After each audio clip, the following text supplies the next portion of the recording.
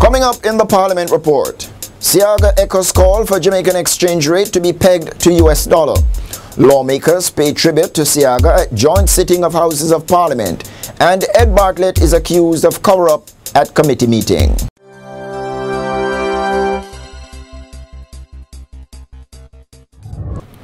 Former Prime Minister Edward Seaga says the current administration should put aside timidity and peg the Jamaican exchange rate to the United States dollar.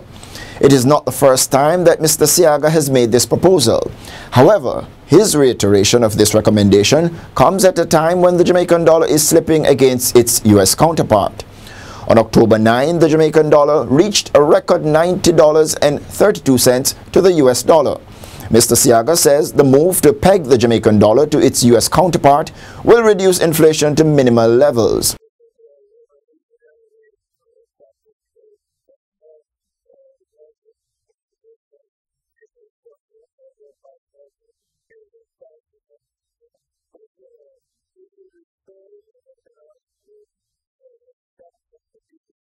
The former Prime Minister was addressing a joint sitting of the upper and lower houses of Parliament on October 9. And the legislators spent more than 3 hours pouring accolades on Seaga for his contributions to Jamaica for more than 4 decades.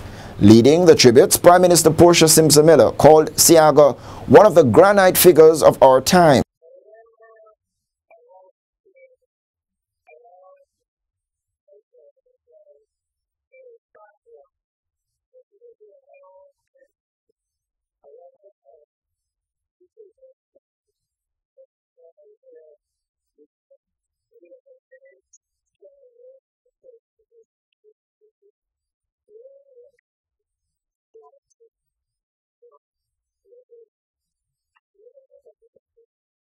In his presentation, opposition leader Andrew Holness claimed that Mr. Seaga led the fight for the political independence that the country now had.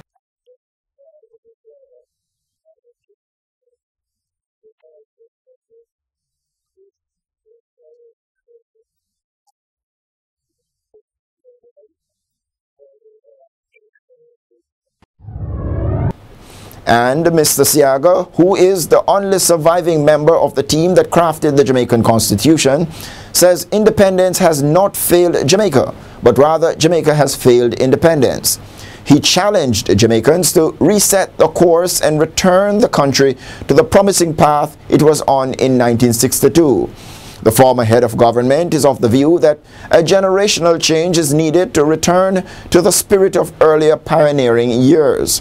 Seaga says after 50 years, Jamaica is today facing the future without a credible vision. And finally, in the Parliament report, Chairman of the Public Administration and Appropriations Committee, the PAAC, Edmund Bartlett, came under fire on October 9 from committee member Audley Shaw, who accused him of a cover-up in concealing information from the public. Bartlett told the committee that he would not share the contents of a private document received from the Clarendon Alumina Partners CAP with the media. This drew the ire of Shaw, who challenged the chairman's decision. The information contained herein has to do with strategic reserves, which CAP is one of.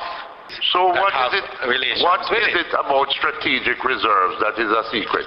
What is it about strategic reserves, Mr. Chairman? I am putting it to you. I'm not in support of any secretive arrangement with CAP on the information. Please table it and make it public. But this is not a secret arrangement with CAP. That is the point we want to be made very clear, that a secret arrangement with CAP. The committee had invited the principals of CAP and Permanent Secretary in the Ministry of Science, Technology, Energy and Mining, Hilary Alexander, to provide an update on the government's efforts to sell its 45% shares in the company. Alexander told the committee that negotiations were continuing with Glencore and Alcor to divest the government's stake in Jamalco alumina operations. She said a draft asset sale agreement now reflected settled positions on some of the outstanding issues, such as alternate energy solutions. The sale of the government's stake in the loss-making bauxite entity is one of the requirements of the International Monetary Fund before an agreement can be inked.